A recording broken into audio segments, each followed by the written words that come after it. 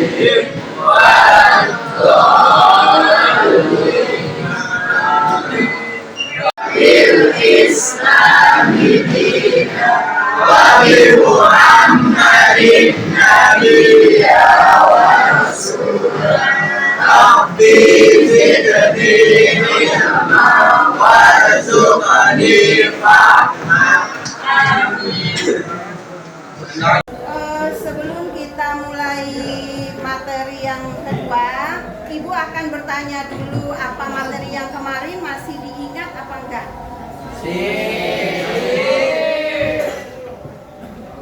Coba materinya tentang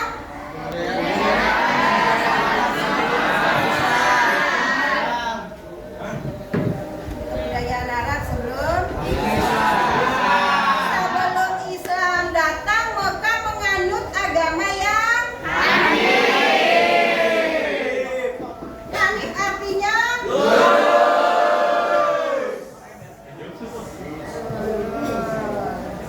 suku yang berada di dalam pedalaman Alhamdulillah masih ingat ya pelajaran kemarin. Budayakan literasi membaca biar selalu diingat. Sekarang Ibu akan menjelaskan tentang tujuan dari pembelajaran.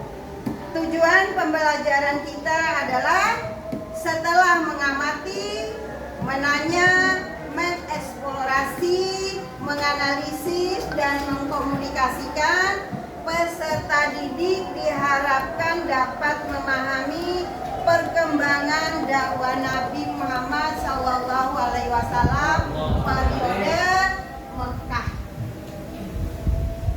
Di sini ada Ibu udah bikin PowerPoint-nya bagaimana sejarah perkembangan dakwah Rasul periode Mekah. Sebelum turunnya wahyu, Nabi Muhammad sering ke Gua Hiro, sering berlawat di Gua Hiro. Itu sebelum turun wahyu pertama ke dia, beliau melakukan lawat sendirian di Gua Hiro.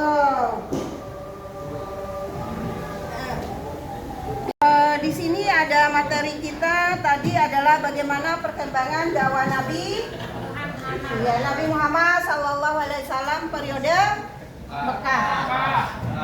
Yang pertama, Nabi Muhammad sebelum diangkat menjadi Rasul. Nabi Muhammad sebelum diangkat menjadi Rasul adalah merupakan keluarga terhormat yang relatif miskin. Ayahnya bernama Abdullah, ibunya bernama Aminah. Beliau telah menjadi yatim piatu ketika berusia 8 tahun dan diasuh oleh kakek dan pamannya. Kakeknya yang bernama dan pamannya bernama Pada usia 12 tahun Nabi Muhammad udah ikut dengan pamannya untuk berdagang. ikut berdagang, dan di akhirnya di usia dia yang udah matang,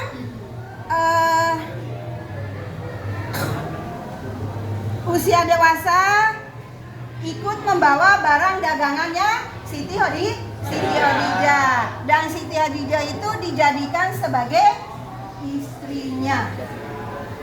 Tuh, sebelum diangkat menjadi rasul. Yang kedua atau B, Nabi Muhammad setelah menjadi rasul. Fase kenabian dari Nabi Muhammad dimulai ketika beliau bertahanus di gua Hira.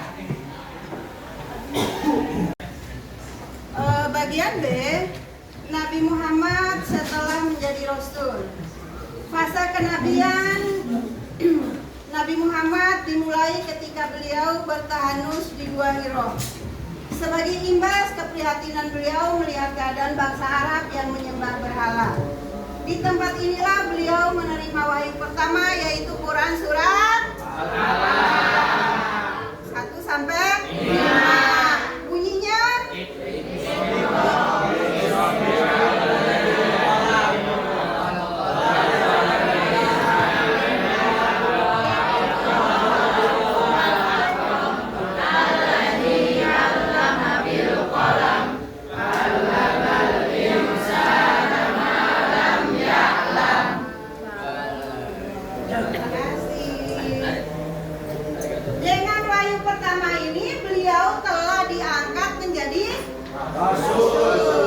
utusan Allah. Pada saat itu Nabi Muhammad belum diperintahkan untuk menyeru kepada umatnya.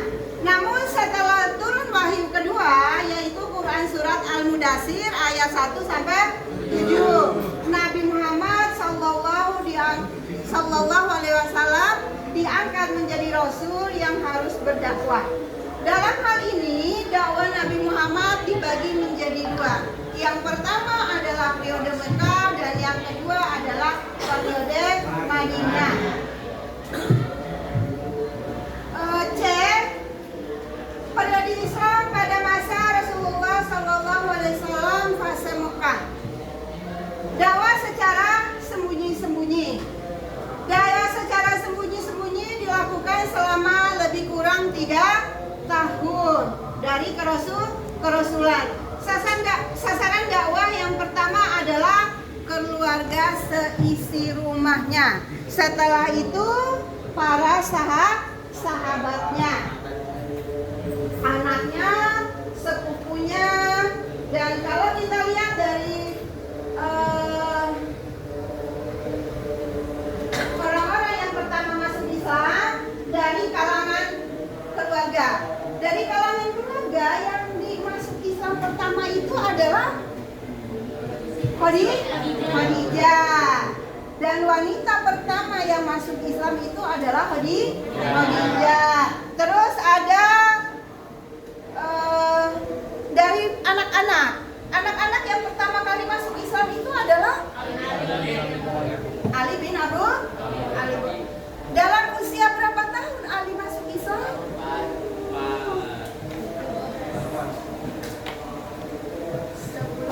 10 tahun. Kemudian Abu Bakar As-Siddiq. Abu Bakar yaitu sahabatnya di waktu kecil.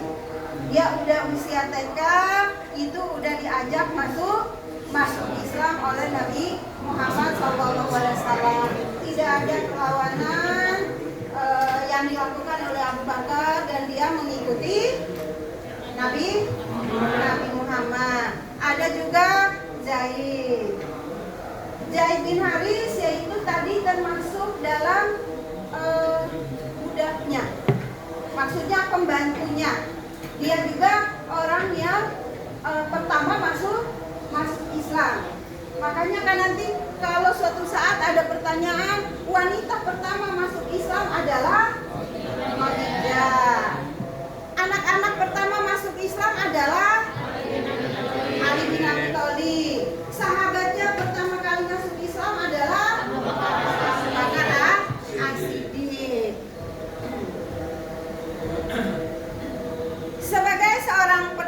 yang berpengaruh, Abu Bakar berhasil mengislamkan beberapa orang teman dekatnya seperti ada Utsman bin Affan, Zubair bin Awam, Abdurrahman bin Auf, Sa'ad bin Abi Waqqas, dan Tolha bin Ubaidillah.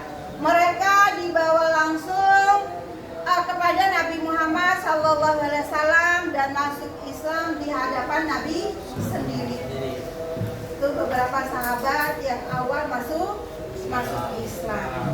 Mereka ini dinamakan dengan Asyabiqunal Awalun, yaitu orang-orang yang pertama masuk Islam.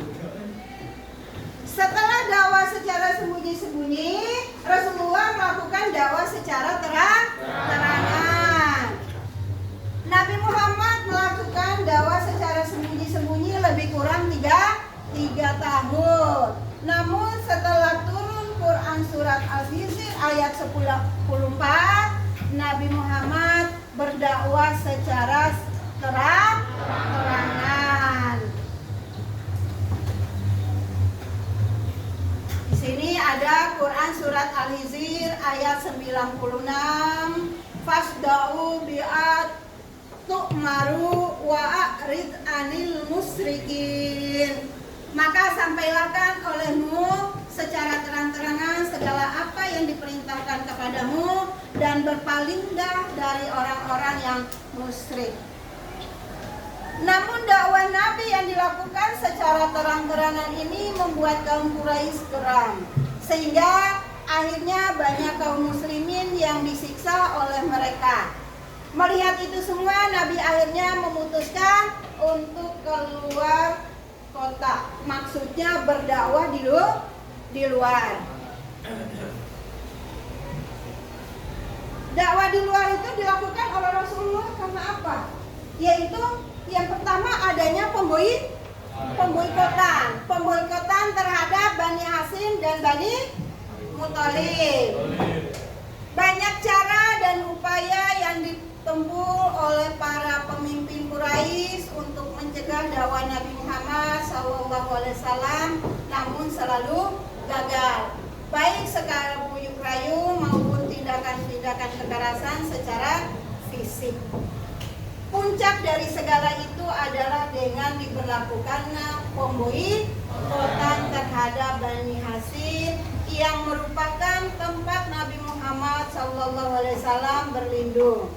Pemboikotan itu berlangsung selama lebih kurang 3 tahun. Dan ini merupakan tindakan yang paling melemahkan umat Islam pada saat itu. Pemboikotan itu baru berhenti setelah kaum Quraisy menyadari bahwa yang mereka lakukan sangat keterlaluan. Yang kedua atau B, yaitu di sini ada tahun duka cita, Amul Huzn. Tekanan dari orang-orang kafir Quraisy semakin keras terhadap gerakan dakwah Nabi Muhammad SAW. Terlebih setelah meninggalnya 2 orang yang selalu melindungi dan menyokong Nabi Muhammad SAW dari orang-orang kafir, yaitu paman beliau Abu Thalib dan istri beliau sendiri yaitu Siti Khadijah.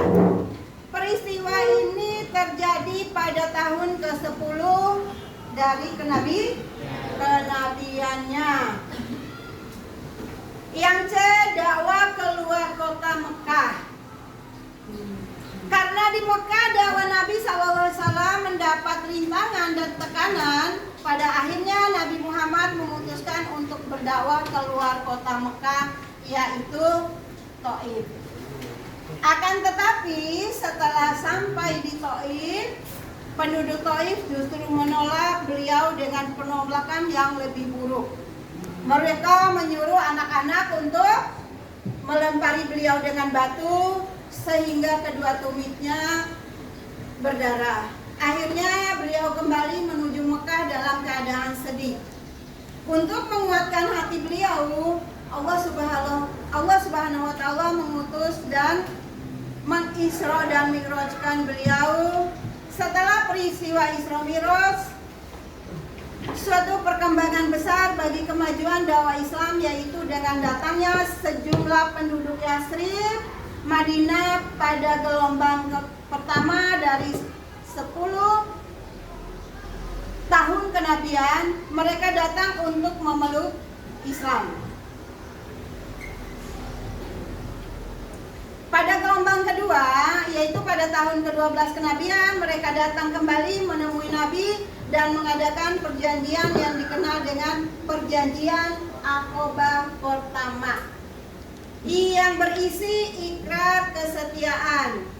Gelombang ketiga, pada tahun ke-13 kenabian, mereka datang kembali untuk hijrah ke Yathrib. Mereka akan membaiat Nabi dengan pemimpin. Nabi pun akhirnya menyetujui usul mereka untuk hijrah. Perjanjian ini disebut dengan perjanjian Aqabah kedua karena terjadinya pada saat yang bersamaan. Akhirnya Nabi Muhammad SAW bersama kurang lebih 150 kaum muslimin hijrah ke Yathrib. Dan ketika sampai di sana, sebagai penghormatan terhadap Nabi, nama Yathrib dirubah menjadi Madinatul Munawwarah, yaitu kota yang suci, kota yang indah. Sekian materi perkembangan dakwah Nabi periode Mekah. Semoga kita bisa mengambil hikmah dari apa yang terjadi pada dakwah Rasulullah SAW di Mekah. Di akhir, Ibu mau bertanya, tadi yang disampaikan bisa dipahami tidak? Insya Allah ya, bisa dipahami. Jadikan pelajaran bahwa dakwah itu adalah suatu kewajiban. Dakwah kewajiban tidak ada batasnya. Nabi Muhammad dari tidak tahu menjadi tahu. Sekarang tugas kita yang melanjutkan dakwahnya Nabi Muhammad Sallallahu Alaihi Wasallam. Nah, coba berdiri dulu deh semua, berdiri dulu. Kan ini udah siang banget, ya. Coba berdiri.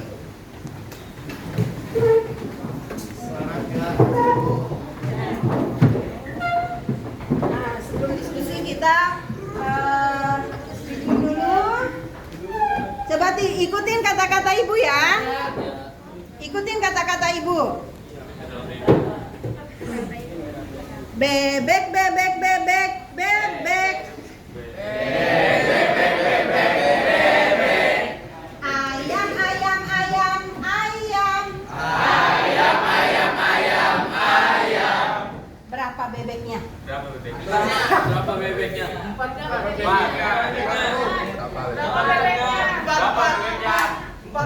Ada yang fokus, ada yang enggak. Tadi Ibu katakan apa? Ikuti kata-kata Ibu. Ya. Kata-kata Ibu apa?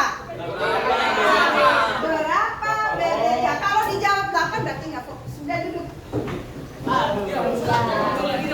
Yang jawab 8 nggak fokus ya. Ya. Sekarang dibentuk kelompoknya dulu. Ini aja. Hadap ke belakang. Nanti materi diskusinya coba nanti didiskusikan di rumah ya. Ibu kasih judulnya dan hasil diskusinya minggu depan udah dikumpulkan. Kelompok 1, materi nanti yang akan diskusikan yaitu tentang kesulitan-kesulitan yang dihadapi oleh Nabi Muhammad Sallallahu Alaihi Wasallam dalam berdakwah. Kelompok 2, bagaimana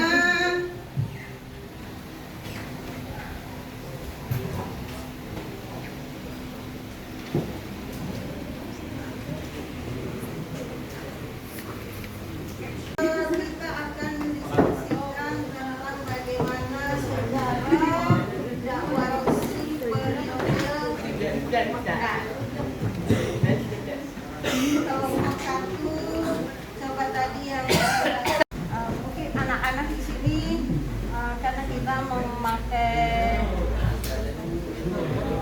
metode diskusi, maka kita juga akan mendiskusikan bagaimana sejarah dakwah Nabi periode Mekah.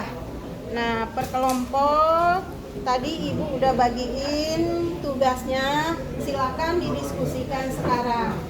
Hasilnya bisa dikumpulkan di pertemuan yang akan datang. Coba didiskusikan dulu.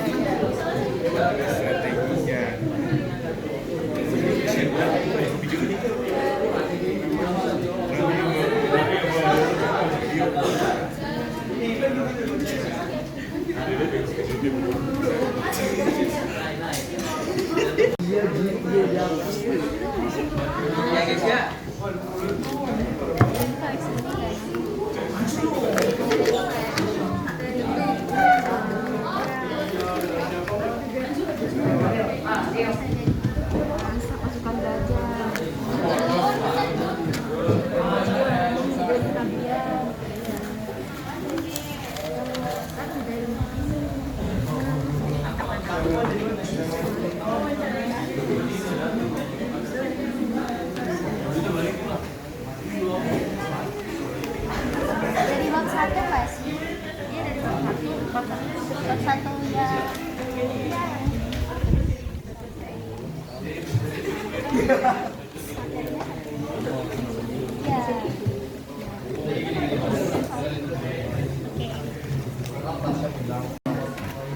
Jadi sambutan penuh sukacita Nabi itu pada hari Senin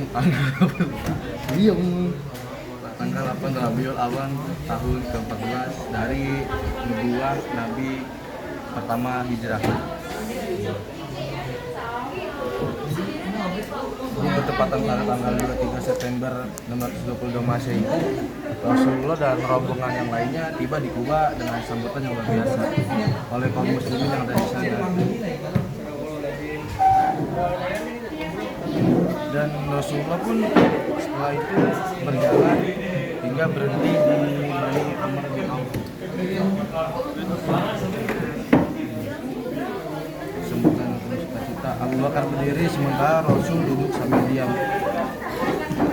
Orang Ansor melihat dan bertemu Rasul mengira bahwa yang berdiri itulah Rasul, padahal itu Abu Bakar.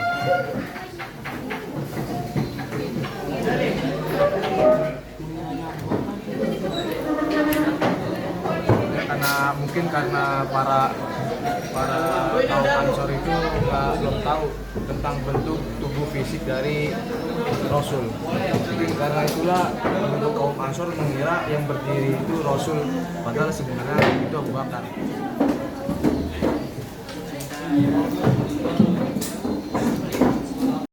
Kita menutupi perjumpaan kita pada pertemuan kali ini dengan sama-sama melafazkan hamdalah.